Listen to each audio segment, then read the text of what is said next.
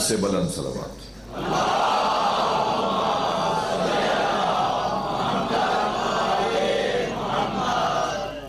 ذاکر اہل بیت سید حیدر شاہ، ان کی فیملی، ان کے والد، چچا، عزیز و اقارب، ناظمین مجلس اور اس بستی کے تمام رہنے والے سادات و غیر سادات، مومنین و مسلمین، باہر سے آئے ہوئے مہمان جو اس مجلس میں شرکت کے لیے خاص طور پر تشریف لائیں،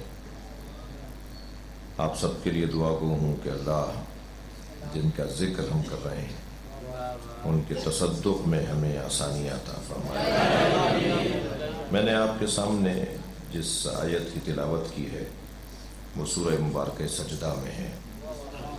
آیت کا نشان 24 ہے اور آیت کا موضوع امامت ہے۔ اللہ اپنے اس کلام میں ارشاد فرما رہا ہے وَجَعَلْنَا مِنْهُمْ أَئِمَّةً يَهْدُونَ بِأَمْرِنَا، اور ہم نے ان میں سے کچھ کو امام بنایا ہے۔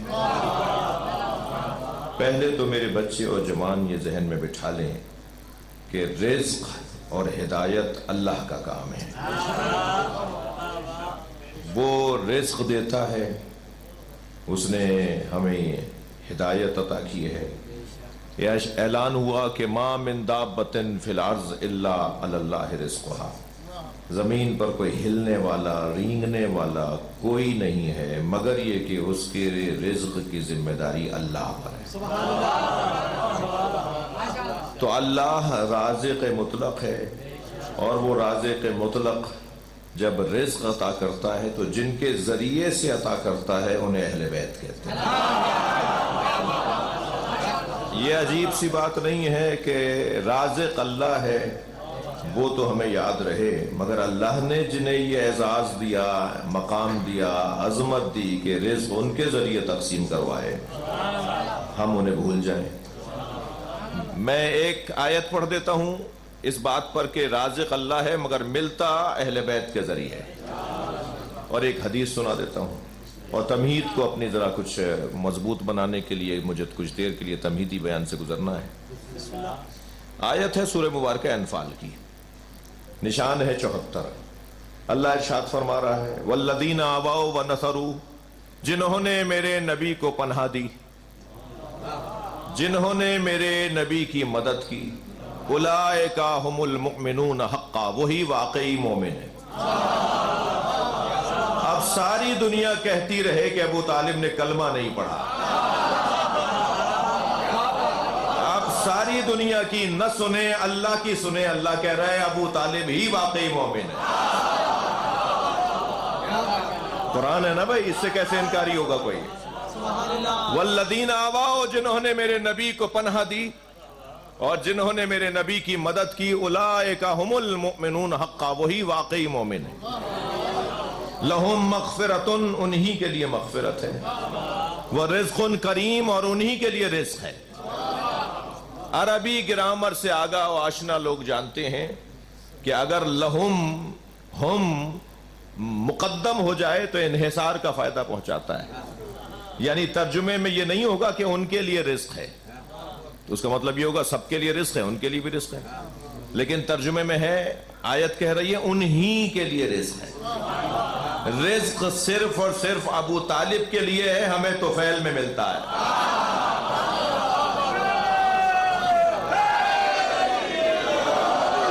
اللہ ان کے ذریعے سے ہمیں رزق عطا کرتا ہے۔ تو یہ کیسا مسلمان ہے جو اللہ کو رازق مانتا ہے مگر اللہ جن کے ذریعے رزق دیتا ہے انہیں نہیں مانتا۔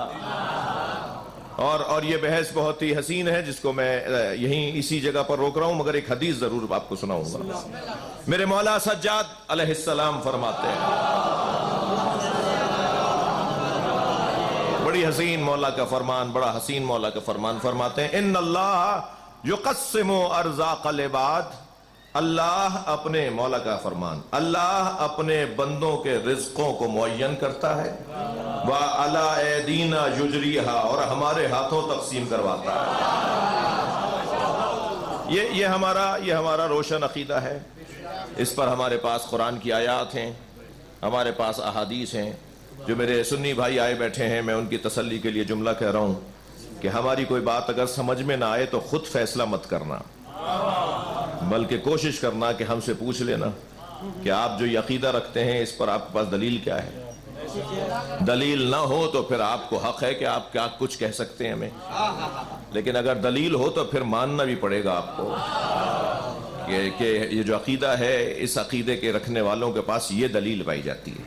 میری پریشانی، ہماری پریشانی یہ ہے کہ ہم اپنی کتابیں بھی پڑھیں اور اپنے بھائیوں کی کتابیں بھی پڑھیں، اپنی کتابیں پڑھیں اپنے لوگوں کو سمجھانے اور بتانے کے لیے، اور بھائیوں کی کتابیں پڑھیں انہیں بتانے کے لیے۔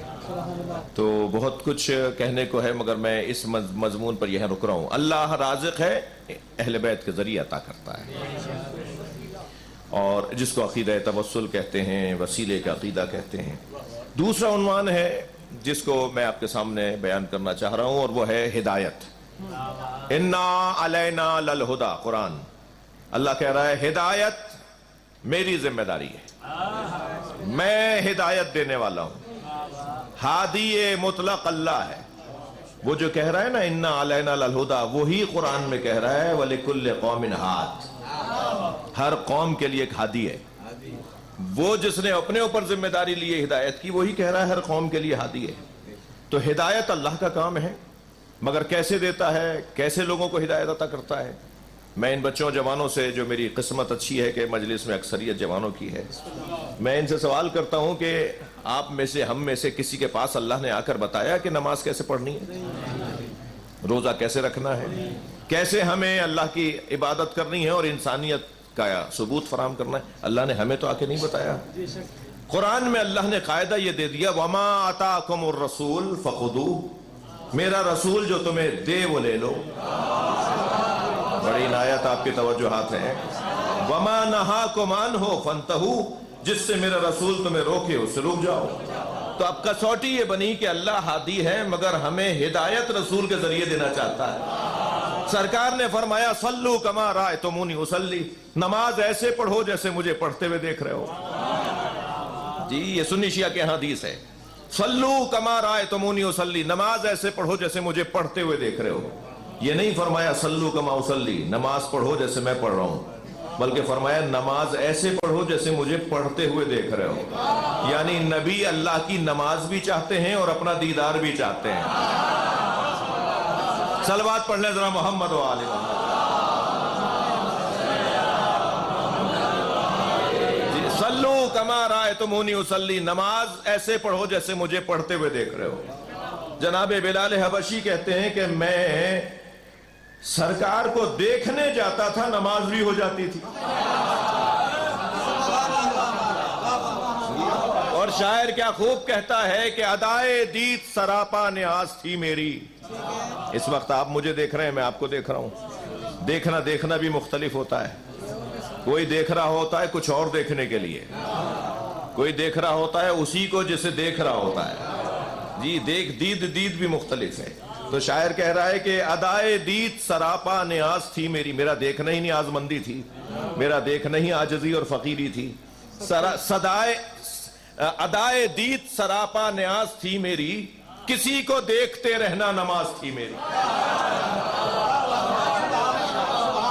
سرکار فرما رہے صلو کما رأیتمونی اصلی، نماز ایسے پڑھو جیسے مجھے پڑھتے ہوئے دیکھ رہے ہو۔ بھائی بہت دیر لگا سکتا ہوں نبی کی نماز کے حوالے سے جو روایات آئی ہیں اور جس میں عظمت کے پہلو ہیں، مگر میں ایک روایت کا ضرور سہارا لے رہا ہوں۔ جب 3 دور گزار کے چوتھے دور میں مولا علی اس مصلی پر بیٹھے جس میں نبی بیٹھتے تھے، توجہ ہے بات کی، اور میرے مولا نے نماز مکمل کرائی اور رسمی نماز جماعت پڑھائی، تو رسمی نماز جماعت کے بعد صحابہ کرام جمع ہوئے اور مولا علی کے قریب آ کر فرماتے ہیں لقد ذکرتنی صلاۃ محمد، آج آپ نے محمد کی نماز یاد دلا دی۔ تو تاریخ تو یہ کہتی ہے کہ سرکار کی نماز اگر دیکھنی ہے کہ کیسی تھی تو دیکھو علی کیسے پڑھتے تھے۔ اب یہاں نبی فرما رہے ہیں صلو کما رأیتمونی اصلی، صلوات ہدیہ کریں نبی کی ذات۔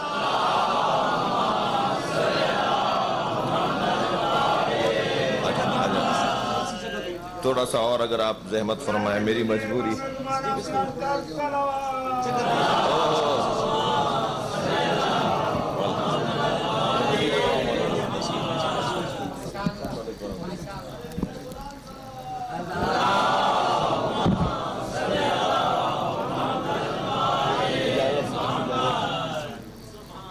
मौलाना मदनी साहब को देखकर मुझे अल्लामा इकबाल के दो मिसरे याद आ रहे।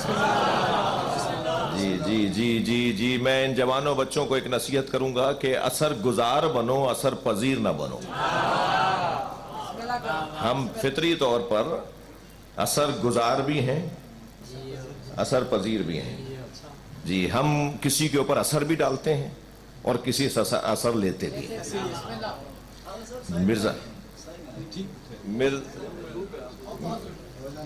थोड़ी सी जगह से साइड में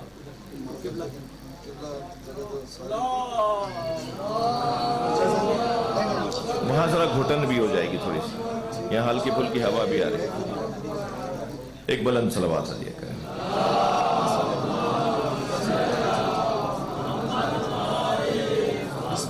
सलवात तो अहले बैत पे है, मिलकर पढ़िए।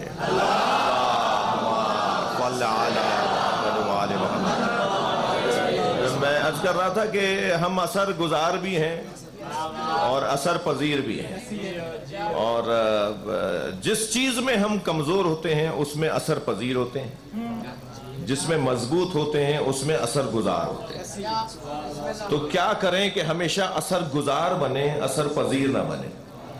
यानी हर काम में अगर मजबूत हो जाए हम, तो हमेशा असर रखेंगे, हम असर छोड़ेंगे, असर कबूल नहीं करेंगे। ऐसा ही है। हमारे ये जो बच्चे बाहर पढ़ने जाते हैं ना, यूरोप, मिसाल अमेरिका, कनाडा, ऑस्ट्रेलिया, तो जब ये वापस आते हैं ना, यहाँ से 22 साल के गए थे, जब 1 साल बाद वापस आते हैं तो तोतली जबान में उर्दू बोलते हैं ना, इसलिए हमारी जबान लहजा बदल गया। तो तुमने जो 22 साल तक अपनी जबान बोली थी, उसका असर उन पे क्यों नहीं छोड़ा? किसी अंग्रेज को भी पंजाबी सिखा कर आए हो, किसी अंग्रेज को भी उर्दू सिखा कर आए हो, मगर क्यों नहीं सिखाने की वहां सोचते भी नहीं है? इसलिए कि कमजोर हैं। अच्छा, उनका असर क्योंकि हमारे ऊपर है तो वो हम असर ले रहे होते हैं। ऐसा ही है। हम सब, मैं अगर 2 घंटे तक गुलाब बेचने वाले की दुकान पर बैठ कर आऊं तो 4 घंटे तक मेरे अंदर से गुलाब की खुशबू आती है, तो असर तो हम कबूल करते हैं ना। मिर्जा असदुल्लाह गालिब दिल्ली में एक महल्ले से दूसरे महल्ले जा रहे थे। तांगा रोका कि जी मुझे वहां जाना है, क्या पैसे लोगे? उसने कहा जी इतने पैसे दूंगा। तांगे में बैठ गए। आधे रास्ते में कहने लगे तांगा रोको, मुझे उतरना है।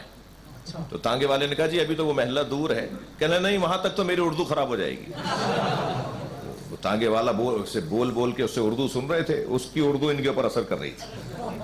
जी, अल्लामा इकबाल जब जर्मनी पढ़ने गए ना, तो वहां जर्मन जबान में पढ़ाया जाता था। इकबाल ने ऐसा असर छोड़ा कि उनके बाद उनकी वजह से अब जर्मनी के अंदर अंग्रेजी में तालीम दी जाती है। इकबाल ने कहा नहीं, मैं तो अंग्रेजी में पढ़ूंगा, मैं तो जर्मन नहीं सीखता। और इकबाल की काबिलियत की वजह से अल्लामा को वहां उनकी वजह से कानून बदला और अंग्रेजी में तालीम शुरू हो गई। तो इकबाल को तो वापस आके कमजोर हो जाना चाहिए था, वापस आके और इनकलाबी शायर हो गए। यानी वहां का रंग लेकर आते ना, उनकी फिक्र बदल जाती, लेकिन वापस आकर और मजबूत शायर हो गए। तो इकबाल ने हमें एक नुस्खा दिया है, और नुस्खा उनके 2 मिसरों में है। फरमाते हैं खीरा न कर सका मुझे जलवे दानिशे फरंग। ये यूरोप की चमकती हुई बिल्डिंगें, यूरोप के चमकते हुए लोग मुझे कोई असर नहीं कर रहे। खीरा न कर सका मुझे जलवे दानिशे फरंग, सुरमा है मेरी आंख का खाके मदीना ओ नजफ।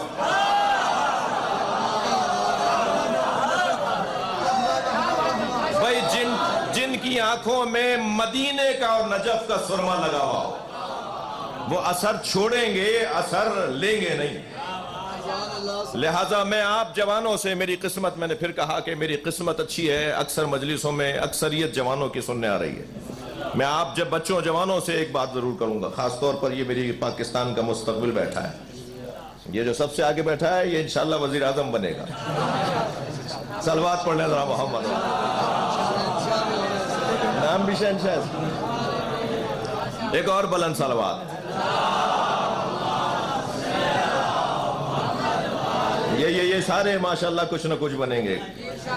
और इन सब का माशाल्लाह जो मुझे बच्चे नजर आ रहे हैं, खास तौर पे बास तो झांक कर देख रहे हैं कि मैं भी बैठा हूं। ये जितने भी कम सिन और सारे जवान बैठे, मैं इनसे गुजारिश कर रहा हूं, इतना अपने आप को मजबूत बनाओ, जिसके पास अली हो वो किसी और दरवाजे पे क्यों जाए, जिनके पास नहजुल बलागा हो वो कहीं और क्यों जाएंगे जी। लिहाजा अपने आप को इतना मजबूत बनाया जाए कि दूसरे हमसे असर लें और हम असर गुजार बने, असर पजीर ना बने। ये जो असर पजीरी है ना, ये बहुत अच्छी बात नहीं है। मेरे मौला फरमाते हैं क़द क़दमैक तदुलुल जिबाल वला तदल, जब जिस मैदान में उतरो अपने पैरों को ऐसे गाड़ो कि तुम्हारे सामने से पहाड़ हट जाए मगर तुम ना हटने पाओ। थोड़ी गर्दन हिलाइएगा, बात जा रही है तो। अपने आप को इतना मजबूत बनाओ कि पहाड़ हटें, तदुलुल जिबाल, जबल हट जाएं मगर तुम ना हटने पाओ। मजबूती के साथ मैदान में उतरना है। तालीम की दुनिया हो, रोजगार की दुनिया हो, कारोबार की दुनिया हो, जिस मैदान में भी उतरें मजबूती के साथ उतरें। वापस आने वाला तो अली वाला नहीं होता, मैदान छोड़ने वाला तो अली वाला नहीं होता। सूखे पत्ते किसी और कबीले में होंगे, हम जमे हुए पहाड़ हैं। सूखे पत्तों का काम होता है जगह बदलना। हवा ने रुख बदली तो पत्ते वहां जा पड़े, यहां से हवा आई तो यहां आ पड़े, और यहां से हवा चली तो वहां जा पड़े। जो रोजाना रंग बदले, जो रोजाना ढंग बदले, जो रोजाना दर बदले, जो रोजाना अकीदा बदले। मैं और आप जिस दरवाजे पर बैठे हैं उस दरवाजे का पैगाम यह है कि जमाने को मुड़कर मत देखा करो, मोड़ कर देखा करो। हालात को अपने हक में मोड़ना ही हुनर है। हर हाल में अपने अकीदे नजरिए पर इस्तकामत और बहादुरी के साथ कायम रहना, ये मौला अली के चाहने वालों की निशानियां हैं। अल्लाह राज़िक है, अल्लाह हादी है। वो जो हादी है उसने हिदायत कैसे दी है? मेरा नबी जो दे वो ले लो। मेरा नबी जिससे रोके रुक जाओ। तवज्जो, फरमाया सल्लू कमा रायतुमूनी उसल्ली, नमाज ऐसे पढ़ो जैसे मुझे पढ़ते देख रहे हो। कैसे पढ़ी नबी ने नमाज? थके हुए तो नहीं है। सल्लू कमा रायतुमूनी उसल्ली, नमाज ऐसे पढ़ो जैसे मुझे पढ़ते हुए देख रहे हो। नबी ने कैसे नमाज पढ़ी? सजदे में सर है, पुष्प पे हुसैन है। नबी ने नमाज पढ़ी है हुब्बे हुसैन के साथ। ऐसे नमाज पढ़ो। तुम्हारा हर अल्लाह का सजदा मोहब्बत हुसैन के साथ हो। हुसैनी जज्बे के साथ जो सजदा करता है उसका सजदा अल्लाह को पसंद है। लेकिन जिसके अंदर हुसैनी जज्बा नहीं है वो हजारों नहीं लाखों सजदा करता रहे, जमीन उससे पनाह मांगेगी। कभी गौर फरमाया कि सबसे महंगी नमाज इस वक्त दुनिया में सबसे महंगी नमाज कौन सी है? 17 लाख का हज हो रहा है इस वक्त, और वीआईपी हज करें तो 40 लाख का भी हो रहा है। और हज का की रूह जो है वो 2 रकत नमाज है जो तवाफ़े खाना काबा के बाद पढ़ी जाती है। तो कितने लाख रुपए की हज नमाज हो रही है? कम से कम 17 लाख की 2 रकत नमाज। वो जो 2 रकत नमाज 17 लाख रुपए की मिल रही है ना इस वक्त, इस साल, वो मकाम इब्राहिम पर पढ़ी जाती है। नियत करने वाले को नियत करनी होगी कि मैं 2 रकत नमाज मकाम इब्राहिम पर पढ़ता हूं, कुर्बतन इलल्लाह। नमाज तवाफ़े खाना काबा पढ़ता हूं कुर्बतन इलल्लाह। जी, कैसे कि काबे के और आपके दरमियान मकाम इब्राहिम हो। बाबे अब्दुल अजीज पर नमाज नहीं जायज। बाबे उमरा पे, बाबे फहद पे जाके 2 रकत पढ़ ले, तवाफ़े खाना काबा की नमाज बातिल है। पढ़नी मकाम इब्राहिम पर है। यानी जो मकाम इब्राहिम पर खड़े होकर 2 रकत नमाज पढ़ रहा हो, ये कैसे मुमकिन है? अच्छा, नियत के लिए शरई हुक्म यह है, मौलाना से दुआ ले रहा हूं कि अव्वल इबादत से लेकर आखिर तक, इबादत के आखिरी जुज़्व तक नियत का सालिम रहना जरूरी है। 2 रकत नमाज पढ़े ना, तकबीरतुल एहराम से नियत शुरू होगी और सलाम तक नियत बाकी रहेगी। ये नहीं होगा बस एक दफा नियत कर ली तो अब इस दूसरे रुकन में नियत की जरूरत नहीं है। नियत चलेगी साथ साथ, तब जाकर इबादत मुकम्मल होगी। अब 2 रकत नमाज मकाम इब्राहिम पर पढ़ रहे हैं तो अव्वल से लेकर आखिर तक नियत ये रहेगी मकाम इब्राहिम पर नमाज पढ़ रहा है। मकाम इब्राहिम की नियत के साथ जो नमाज पढ़ रहा है तो इब्राहिम की याद के बगैर कैसे होगी? इब्राहिम की याद में अल्लाह का सजदा, اور جس ابراہیم کی یاد میں اتنی مہنگی عبادت مسلمان کرنے جا رہا ہے، اس حضرت ابراہیم کی قربانیوں کو اللہ نے سورہ صافات میں ارشاد فرمایا وَفَدَيْنَاهُ بِذِبْحٍ عَظِيمٍ، اور ہم نے ابراہیم کی قربانی کو ایک بڑی قربانی پر مؤخر کر دیا ہے۔ یعنی حضرت ابراہیم کی اتنی بڑی قربانی ہو کہ جس کا نتیجہ یہ نکلے کہ مقام ابراہیم پہ 2 رکعت نماز پڑھی جائے۔ حسین کی قربانی ابراہیم کی قربانی سے 70 گنا زیادہ ہے۔ محبت امام حسین کے ساتھ اللہ کی عبادت، اگر محبت امام حسین کے ساتھ اللہ کی عبادت کا جذبہ مسلمانوں میں ایجاد ہو جائے، توجہ چاہوں گا، تو مسلمان ذلیل ہونا چھوڑ دے گا۔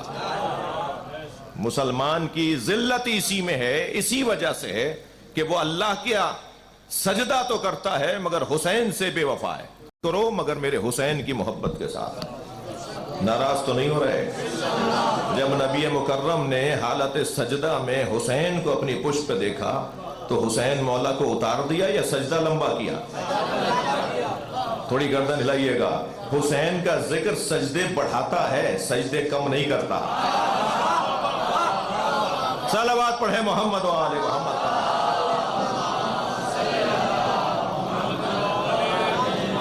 اچھا، ایک دفعہ واقعہ ہو گیا ہوتا نا تو لوگ کہتے کہ صاحب اس دن ہم نماز میں نہیں آئے تھے، ہم نے تو نہیں دیکھا کہ نبی مکرم نے سجدہ لمبا کیا تھا۔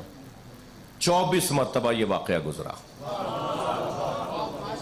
اور وہ جو بار بار یہ واقعہ گزر رہا ہے کہ امام حسین پشت نبی پر آ کر بیٹھ رہے ہیں۔ ایک دفعہ ایسا بھی ہو گیا، ایک محترم صحابی کہتے ہیں کہ میں بالکل عقب میں تھا نبی کے، کہ جب نبی کا سجدہ لمبا ہوا تو میں نے سر اٹھا کے دیکھا تو کیا دیکھا کہ حسین نبی کے پشت پہ بیٹھے ہیں۔ تو میں نے چاہا کہ ہاتھ بڑھا کر حسین کو اتار دوں تاکہ نبی کا سجدہ مکمل ہو جائے۔ اس سے پہلے کہ میرا ہاتھ حسین تک پہنچتا، نبی کا ہاتھ مجھ تک پہنچ گیا۔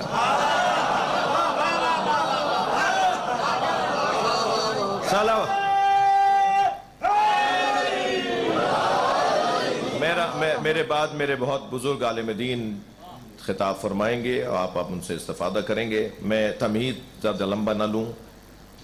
ہدایت کی ذمہ داری اللہ کے ہاتھ میں، تو اس نے نظام ہدایت میں انبیاء کرام کو بھیجا، رسولوں کو بھیجا، اور امام بنانا بھی اس کا کام ہے۔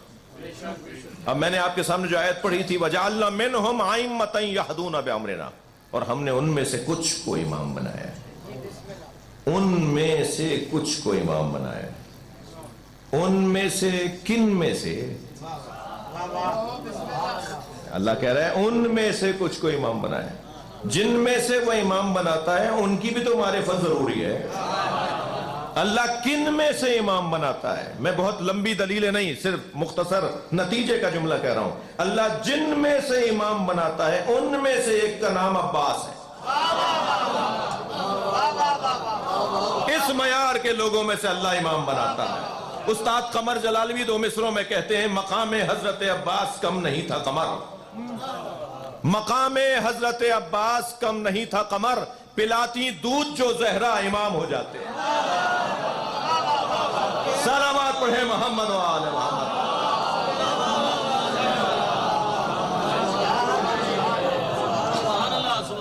سید محمد بلک جن کے مزار پر آپ عراق جاتے ہیں، نظر ایک نذرانے بھی پیش کرتے ہیں۔ امام علی نقی علیہ السلام کے زمانے میں امام کے چاہنے والوں میں یہ بحث تھی کہ ہمارے امام عسکری ہوں گے یا ہمارے امام سید محمد ہوں گے۔ وہ تو جب طے ہو گیا تو پھر طے ہو گیا اور سب نے مان لیا کہ امام عسکری امام ہے۔ اس درجے کا وجود حضرت سید محمد بلد کا، زید شہید، زیدی سادات کے، حسینی سادات کے موری سے اعلیٰ، ان کا مقام، جن کی عظمت علمی کا اعتراف ائمہ کریں اور کہیں کہ یہ ہمارے گھر میں بڑا عالم ہے، فقیہ آل محمد جن کو لقب دیا جائے۔ مولا عباس انہی لوگوں میں سے۔ حضرت اسماعیل امام صادق کے فرزند، امام موسیٰ کاظم کے بھائی، جن سے اسماعیلی علیحدہ ہوئے، جی یہ وہ نام ہے جن میں سے اللہ امام بناتا ہے۔ اور پھر اللہ ان میں سے امام بناتا ہے. میں ایک جملہ ضرور کہوں گا, جب ایسے لوگوں میں سے اللہ امام بناتا ہے تو ویسے لوگ ان کو اپنے برابر کیسے کہہ رہے ہیں؟ سوچنا ہوگا نا کہ تمہاری حیثیت بھی ہے کہ تم انہیں اپنے برابر کہو. ان میں سے اللہ نے امام بنایا ہے, اور جن میں سے اللہ امام بنا رہا ہے تو اللہ کا یہ عدل کا تقاضا ہے کہ جس کا جو مقام ہے وہ اس کو دے. کیوں امام بناتا ہے اللہ ان میں سے اللہ نے کیوں امام بنایا؟ 2 علتیں بیان کی ہیں. لما صبروا وکانوا بآیاتنا یوقنون. آپ نے مجھے فرمایا تھا کہ کچھ طویل گفتگو ہو, مگر میں مولانا کو ایک تو ہم دھوپ میں بٹھا چکے ہیں, پھر یہ کہ آ گئی آپ تک. ایک اور صلوات عطیہ کریں.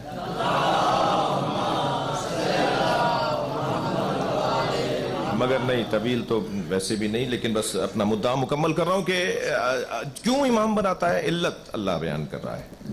وہ بیان نہ کرتا اس کا پھر بھی ہمیں ماننی تھی اس کی بات, لیکن وہ علت بیان کر رہا ہے. لما صبروا, جو سب سے بڑا صابر ہوگا وہی امام ہوگا.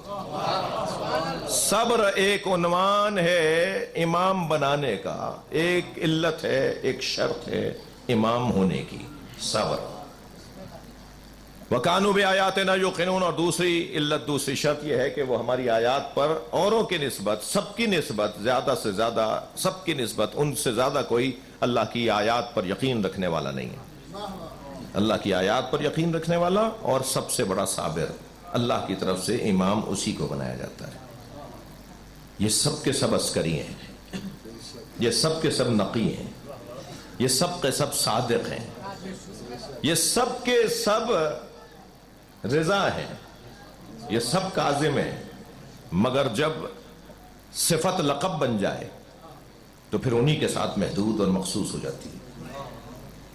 لہذا جب میں کہوں گا صادق تو آپ کے ذہن میں امام جعفر آئیں گے, جب میں کہوں گا عسکری تو آپ کے ذہن میں امام حسن عسکری آئیں گے, کیونکہ وہ صفت ان کا لقب بن گئی اور اب انہی کے ساتھ محدود ہے.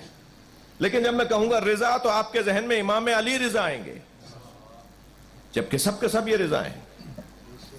اس درجے کی فضیلتیں ہیں اس گھرانے کی کہ میں اور آپ اگر ساری زندگی بھی غور کرتے رہیں نا تو ہماری زندگیاں تنگ ہیں, مگر صرف اور صرف امام علی رضا کی زندگی کو ہم اپنی زندگیوں پر احاطہ نہیں کر سکتے.